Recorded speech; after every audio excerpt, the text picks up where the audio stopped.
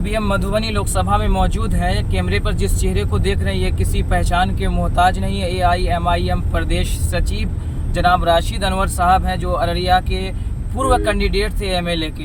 इनसे हम बातचीत करेंगे। यहाँ पे कैंपेन के दौरान इनसे हमारी मुलाकात हुई और जानेंगे कि यहाँ पे काफ़ी सारे बातें जो उठ रही है इस लोकसभा क्षेत्र में कि AIMIM वोट कटवा है या किस तरीके के हैं, क्यों कैंडिडेट दिया गया, अचानक कैंडिडेट देना, ये बहुत सारी बातें सवाल उठ रही है। इनसे हम बातचीत करेंगे। सबसे पहले अंतिम न्यूज़ में आपका स्वागत है। आपके माध्यम से आपके तमाम दर्शकों को मेरे तरफ से सलाम आदाब। सबसे पहला मेरा सवाल ये है कि जब AIMIM ने चुप्पी साध ली थी तो यहाँ कैंडिडेट क्यों दिया? सर, हमारे पार्टी के जो प्रदेश के अध्यक्ष हैं जनाब सुलेमान साहब जी जी, उन्होंने पहले भी कहा था कि यहाँ से हम लोग 13 से 14 उम्मीदवार देंगे पूरे बिहार से।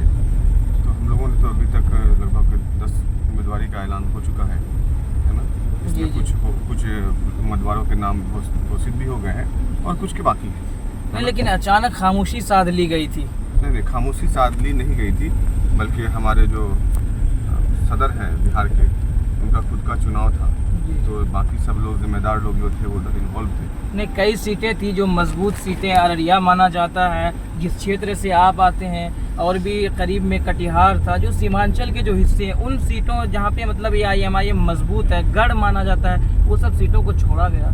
छोड़ा इसलिए गया क्योंकि किशनगंज हम लोगों को पूरी मजबूती से चुनाव लड़ना था, इसलिए हम लोगों ने वहाँ पे लड़के अपना एनर्जी लॉस नहीं करके सारी एनर्जी और सारी तवानाई को हम लोगों ने किशनगंज में लगाया, क्योंकि हमारे जो रियासती सदर हैं और अल्लाह तबारक व तआला ने इनके अंदर वो सलाहियत बख्शी है कि ये पूरे बिहार और पूरे सीमांचल की लड़ाई को बखूबी लड़ सकते हैं और लड़ते भी हैं, है ना। इसलिए उनका कामयाब होना हम लोगों के लिए सबसे ज़्यादा ज़रूरी है। जो हमारा नींव है, पहले नींव मजबूत हो, फिर बाद में जो दीवार है वो खुद ब खुद खड़ी हो जाएगी।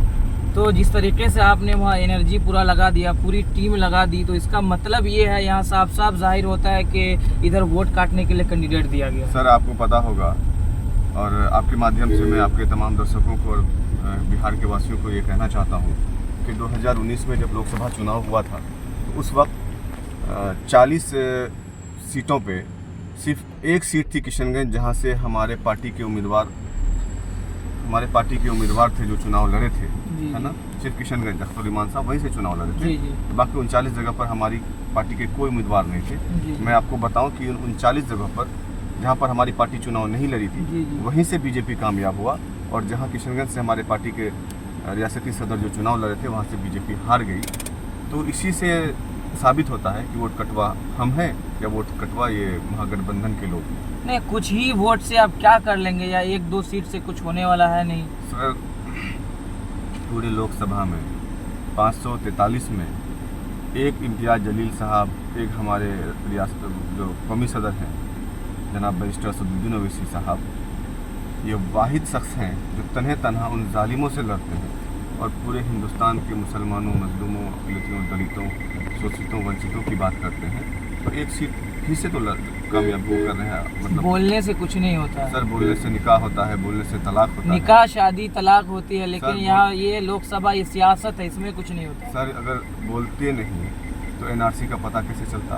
अगर फिर बोलते भी नहीं, तो सारी चीजें हो रही है, लागू हो रहा है, 3 तलाक, हर चीज जारी है। क्या बात कर रहे हैं आप? लागू हो रहा है। क्या हो गया बोलने से? बिल फाड़ दिया गया, क्या हो गया? बोलने से कम लोग जागरूक तो हुए, बोलने से लोगों के अंदर ये तो पैदा हुआ कि नहीं भाई कोई है जो हमारे लिए बोल रहा है, लोग जागरूक तो हो गए ना। और NRC के ताल्लुक से जब असदुद्दीन ओवैसी साहब ऐवान पार्लियामेंट में बिल को फाड़े थे, उस वक्त पूरे हिंदुस्तान में इस काले कानून के खिलाफ लोग खड़े हुए कि बोलने ही से तो हुआ, बोलने ही से सब कुछ हो रहा है। आज के वक्त में हम तो बोल ही सकते हैं, लड़ तो नहीं सकते हैं ना। तो आप जो मुस्लिम वोटों पर मतलब कि आप दावा ठोकते हैं कि मुस्लिम वोटर हमारे हैं, उसी वोट के ज़रिए से आप मतलब कि दावा ठोक पाते हैं। जैसे मधुबनी लोकसभा है, इसमें लगभग 18% है, क्या लगता है यहाँ से आप विन कर पाएंगे? देखिए, हम लोग जहाँ पर भी चुनाव लड़ रहे हैं, हम लोगों की ये पहली कोशिश है कि हम लोग चुनाव वहाँ से कामयाब हों, और इंशाअल्लाह कामयाबी हम लोगों को मिलेगी। और दूसरी बात है कि ये सिर्फ मुसलमान की वोट की राजनीति हम लोग नहीं करते हैं। आप देखिए, अभी 10 में से 4 हम लोगों ने गैर मुस्लिमों को दिया है टिकट, है ना। हमारे जो रियासती सदर, कौमी सदर हैं, तमाम लोगों ने, जो डेलीगेशन टीम है, इन लोगों ने 4 लोगों को, 4 गैर मुस्लिमों को टिकट दिया जो मजबूती से चुनाव लड़ रहे हैं। अमित रिसीवर है और मुख्तलिफ जगह पे है ना 4 लोग जो गैर कौंसिल। अच्छा, एक मेरा कड़वा सवाल रहेगा, ये ज़रूरी है क्योंकि ये डाउट है लोगों के अंदर। ये चीज़ मैं कहना चाहूँगा कि ये सब जो टिकटें दी गई है, पैसा पे फिक्स हुआ है, वायरल हो रहा है, ये सारी चीज़ें चल रही है, क्योंकि आप प्रदेश सचिव हैं, आपको भी कुछ मिला होगा। देखिए, जो गैरों की जो बात है, जो दलाल तबके के लोग इस सवाल को उठाते हैं, तो मैं उनसे आपके माध्यम से पूछना चाहता हूँ कि क्या हम लोग तो ना टिकट के लिए पैसा लेते हैं और ना ही कुछ लेते हैं ना, हम लोग बल्कि खर्चा पानी लेते हैं। खर्चा पानी भी नहीं लेते हैं। हम लोग अपना जान, अपना माल, अपना वक्त लगाकर बाकी ऐसे उम्मीदवारों के लिए मेहनत भी करते हैं। जैसे मैं बिहार से सीमांचल से चल के मधुबनी आया हूँ, यहाँ पे रह रहा हूँ, खा रहा हूँ, मेरी गाड़ी में तेल चल रही है, ये मैं खुद से कर रहा हूँ। तो पार्टी के जितने भी जिम्मेदार लोग, पैकेज तो होगा ना, पैकेज सर, मिलेगा, सचिव साहब है, पैकेज होगा। ऐसा नहीं होता है। हम लोग कौम और मिल्लत की लड़ाई लड़ रहे हैं और इसमें कुर्बानी हम लोग दे रहे हैं, है ना। पैसे की बात जहाँ तक आई तो अन्य पार्टियों के लोग 1-1 करोड़, 2-2 करोड़, 5-5 करोड़ में टिकट को खरीदते हैं, बेचते हैं। हमारी पार्टी में ना टिकट खरीदने का रिवाज है, ना बेचने का रिवाज है। हम लोग जो है सियासी क़यादत को मजबूत कर रहे हैं। हम लोग अपने रहनुमा को मजबूत करने के लिए अपने जो अच्छे उम्मीदवार हैं उन लोगों को टिकट देकर चुनाव के मैदान में उतार।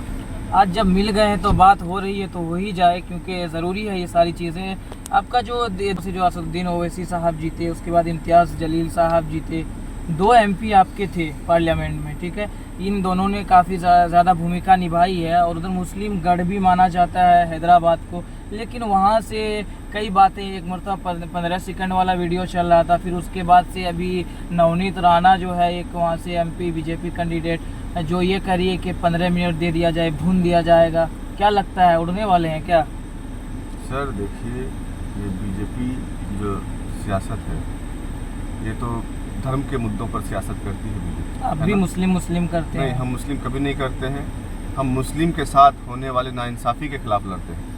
हमारे साथ जो जुल्म और ज्यादती होती है हम उसके लिए बोलते हैं। हम मुस्लिम हिंदुओं के साथ भी तो होता है, कहाँ उसके साथ लड़ते हैं? सर, हम मुसलमानों और दलितों के लिए बोलते हैं। हमारी पार्टी का जो नारा है वो जय मीम और जय भीम का है ना।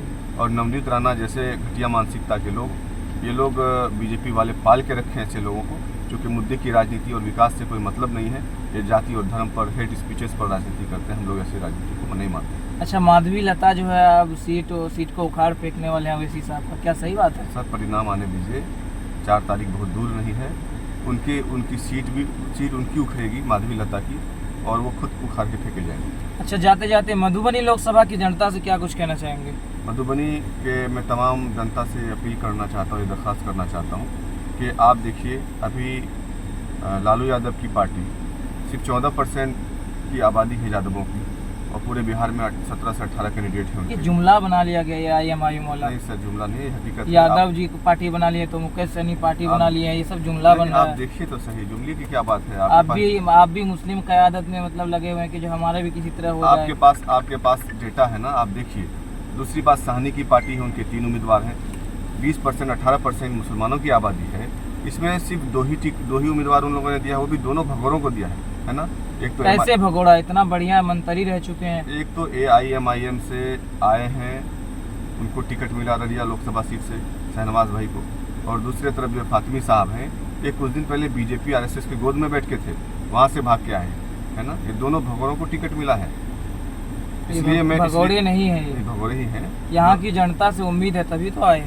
आप इनको इससे पहले दरभंगा की जनता से उम्मीद थी, दरभंगा में चुनाव लड़े थे, फिर दरभंगा से भाग के यहाँ क्यों आए? अच्छा, MIM वाला कांग्रेस को ज्यादा टारगेट करती है, बीजेपी पे क्यों नहीं बोलती है कुछ? सर, हम लोग जितना कांग्रेस पे बोलते हैं उतना बीजेपी भी बोलते हैं। कहाँ अभी अब तक एक जुमला नहीं आया है? हमेशा रहा है, हमेशा रहा। मैं कहना ये चाहता हूँ कि आखिर मतलब कि MIM वाले बीजेपी पर क्यों नहीं बोलते हैं, क्या वजह है? डर लगता है या फिर पैसा वैसा मिला होगा, ये हो सकता है? डरते तो हम लोग किसी के बाप से नहीं है, डरते सिर्फ अल्लाह पाक से है ना, एक खुदा से डरते हैं। दूसरी बात रही मोदी जी को जिताना है। नहीं सर, बीजेपी और कांग्रेस ये एक सिक्के के 2 पहलू हैं।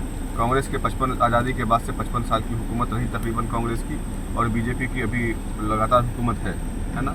दोनों ताकत फासिस्ट ताकतें हैं, एक सिक्के की 2 पहलू हैं। बीजेपी हमारे सीने पर वार करती है, कांग्रेस हमारे पीठ के पीछे वार करती है। कांग्रेस और बीजेपी दोनों एक जैसा है, इसलिए हम लोग दोनों के खिलाफ लड़ रहे हैं। लेकिन इसीलिए बी टीम है ना आप? सर बी टीम हम लोग हैं ही नहीं। बी टीम तो इंडिया गठबंधन के लोग हैं, बी टीम तो आरजेडी के लोग हैं। आपके पूर्णिया के लोकसभा में इसमें उन्होंने कह दिया था, तेजस्वी यादव ने बयान दिया था, उनका उसमें वीडियो है, उन्होंने ये साफ कह दिया था अगर आप अपना वोट इंडिया को दे सकते हैं तो दीजिए, वरना इंडिया को दीजिए। तो उससे जाहिर होता है बी टीम कौन है। हम लोग बी टीम नहीं है और ना ही कभी हो सकते हैं, अल्लाह का वाइस का। अच्छा, आप अररिया के अभी मतलब के पूर्व आप एमएलए कैंडिडेट भी थे। एक सवाल मेरा बहुत ही कड़वा रहेगा, जो जनता चाहती है ये खुलासा करना, आप प्रदेश सचिव हैं, बीजेपी से आपका एमआईएम वालों का कितना फिक्स हुआ है? सर अभी तो कहता हूँ, ये तो आप रिपोर्टर लोगों का ये इल्ज़ाम है। कितना फिक्स हुआ है? जनता चाहती है, जानना चाहती है, क्योंकि आप बी टीम, ये टीम, सारा टीम आप लोगों का कितना फिक्स हुआ है? मैं तो यही कह रहा हूँ ना, ये तो आप लोगों का सवाल है, क्योंकि आप लोगों के पास मुद्दा नहीं है। कैसे ये एक मुद्दा है? नहीं, मुद्दा ही नहीं जानना चाहती है। आपके पास कोई सबूत है? आपके पास सबूत जनता है? जानना चाहती है। जनता क्या जानना चाहती है? जनता को आप लोग जबरदस्ती जहाँ पे यहाँ पे देख लीजिए, आप यहाँ लड़ रहे हैं, यहाँ पे हम लड़े क्यों नहीं? हिंदुस्तान वोट काटेंगे आप? क्यों वोट काटेंगे? हमारा पार्टी है, हम चुनाव लड़ेंगे अपनी पार्टी तो है, लेकिन आप वोट काट रहे हैं ना। आप कह दीजिए कि हिंदुस्तान में आपको चुनाव लड़ने की आज़ादी नहीं है, आप नहीं लड़ सकते, तो हम लोग नहीं लड़ेंगे, है ना? सरकार बनेगी आपकी? सर हम सरकार बनाने की लड़ाई नहीं लड़ रहे हैं, हम आवाज़ बनाने की लड़ाई लड़ रहे हैं। आवाज़ से कुछ भी नहीं होगा। आवाज़ से ही सब कुछ होगा, आवाज़ से ही सब कुछ होगा। और मैं आपको बता रहा हूँ कि बीजेपी की बी टीम ये कांग्रेस के लोग हैं, बीजेपी के बी टीम इंडिया गठबंधन के लोग हैं। जो जहाँ पे लड़ती है बीजेपी को वहाँ से फ़ायदा होता है। मैं इसका उदाहरण अभी पहले भी दे चुका हूँ कि 2019 में 40 लोकसभा सीटों में 39 में हम लोगों की पार्टी नहीं लड़ी, एक सीट लड़ी, और जहाँ से एक सीट किशनगंज लड़ी पार्टी, वहीं पर बीजेपी को शिकस्त मिली, बाकी 39 जगह पर बीजेपी कामयाब हुआ। तो बी टीम कौन है ये जनता फैसला करेगी, जनता उतना बेवकूफ़ नहीं है। जी, तो देख सकते हैं ये हमारे साथ में थे राशिद अनवर साहब, जो कि प्रदेश सचिव हैं। इनसे बातचीत हुई, काफ़ी कड़वी सवाल रखा गया, क्योंकि प्रदेश सचिव में सारी जिम्मेदारियां हैं इनके साथ। तो आप देख रहे थे, इस विचार में आप क्या कुछ कहना चाहिए कमेंट बॉक्स में ज़रूर बताइएगा। आज के लिए इतना ही, मिलते हैं अगले वीडियो में। जय हिंद, जय भारत।